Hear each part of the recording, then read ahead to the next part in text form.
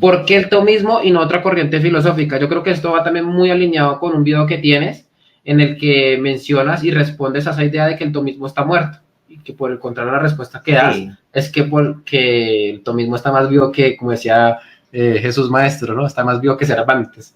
Pero bueno. Como dice algún dicho de la sabiduría popular, nadie le tira piedras a un perro muerto. Yo basta que abra de cuando en cuando mi Facebook, ya trato de no entrar mucho, y veo un montón de cariño y un montón de odio contra el tomismo, un montón de hate, un montón de arena antitomista. Y el punto es, si el tomismo está muerto, entonces ¿para qué le hacen tanto caso?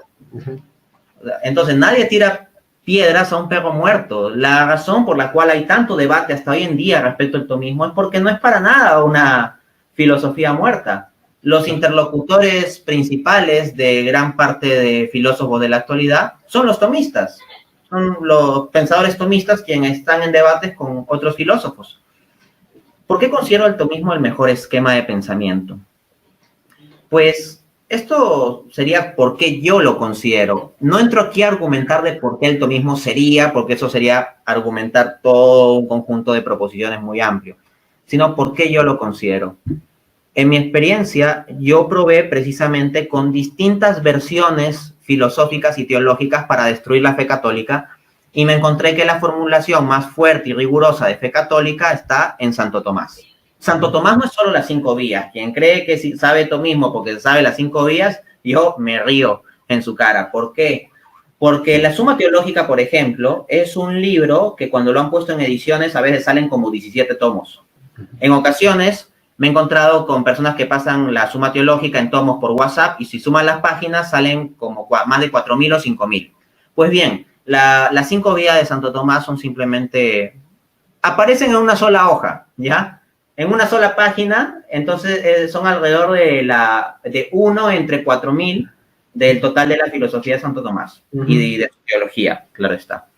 Entonces, lo que sucede es que yo me familiaricé con la filosofía y teología de Marx, de Hegel, de Kant, de Schopenhauer, con las visiones teológicas de Lutero, de Calvino, de Karl Barth, de Spurgeon, de Arminio, etcétera, de diferentes teólogos, filósofos, pensadores, Buda, Confucio, etcétera, y conozco esos esquemas de pensamiento.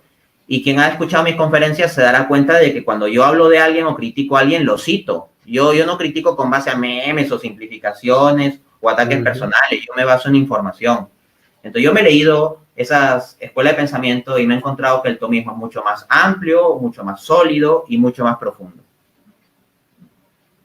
Eso también me pasa. De hecho, la Suma Teológica está en versión digital en internet y uno, cualquier cosa sobre cualquier tema, yo siempre digo, ¿qué habrá dicho Santo Tomás sobre este tema? Y me dirijo a la Suma y en la Suma, claro, está muy bien. Esa Suma, en esa versión digital, está como por capítulos y sobre cualquier tema, sobre temas sociales, sobre temas políticos, sobre la ley, sobre el derecho natural, sobre lo que es justo, o sea, todo. Claro, de hecho yo me he puesto a mirar, a mí, o sea, la cuestión de las 5 vías y demás no es algo que me genere tanto, me llame tanto la atención, pero sí me interesa muchísimo lo que es, por ejemplo, el derecho natural, y allí tiene muchos, y lo bueno de Santo Tomás es que siempre dice de pronto una refutación que puede haber con eso y responde directamente.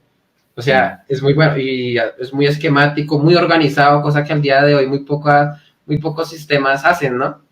Eso de hecho me ha condicionado mi forma de pensamiento, porque quien me ha leído sabe que yo soy muy estructurado en términos de debatir con el contrario. O sea, cuando yo escribo, trato de sacar las ideas en contra y de darle golpe, ¿no? A las ideas en contra. No las soslayo, porque cualquiera puede construir un discurso filosófico bonito. Yo no creo que la fuerza de un discurso filosófico esté meramente en que suene bien o en su consistencia interna. Construir un discurso filosófico con consistencia interna no es particularmente difícil. Lo interesante es ver qué capacidad de interacción tiene ese enfoque cuando se enfrenta a otros. Y Santo Tomás hace de esto de forma explícita.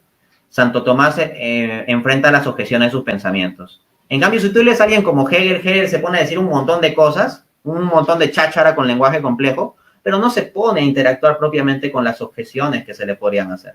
Santo Tomás lo hace a cada segundo. De hecho, yo me leí el artículo que publicaste sobre Hegel y la definición que él hace sobre Dios, ¿no? Yo no sabía que un pensador que tiene tanta fama como Hegel, la modernidad y en la posmodernidad también, haya llegado a esa conclusión con respecto a Dios, ¿no? Que él Era un necesita tipo, como, que necesitan como a, que necesitan al mundo, que Dios necesita al mundo como para terminar de ser, ¿no? Una cosa así. sí, Entonces yo dije, sí, sí. cómo es posible que hayas llegado? O sea, eso, que es lo que tú dices directamente en tu escrito, en tu paper que está allí publicado en la página de antiurbina.com, ¿no? Pues que eso choca con la propia visión ontológica, con la idea ontológica de Dios, porque Dios ya es completo, si no, no sería Dios, empezando por ahí.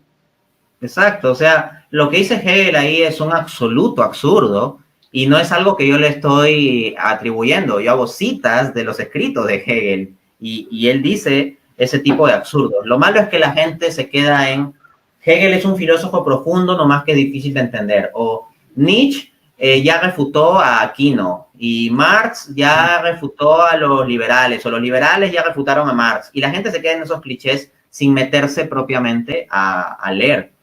Por ejemplo, yo discrepo de los liberales, discrepo de Marx, pero me los he leído. Y a mí me fastidia cuando yo veo muchas críticas contra el pensamiento liberal o contra el pensamiento marxista que no se basa propiamente en lo que los autores en Han sí dicho. mismos dicen. O gente que hace defensa, porque cuando yo hago crítica del pensamiento, por ejemplo, de los liberales, salen gente a decir, no, pero es que ese no es el liberalismo y no sé cuántos y no sé qué. Oye, pero yo cuando estoy haciendo la crítica al liberalismo estoy citando las palabras de Hayek, las palabras de von Mises, las palabras de los teóricos liberales más importantes, ¿no? Y me acosta porque yo veía que lo citaba directamente y eso chocaba y causaba una disonancia propia en mí. De hecho, me lleva a esto.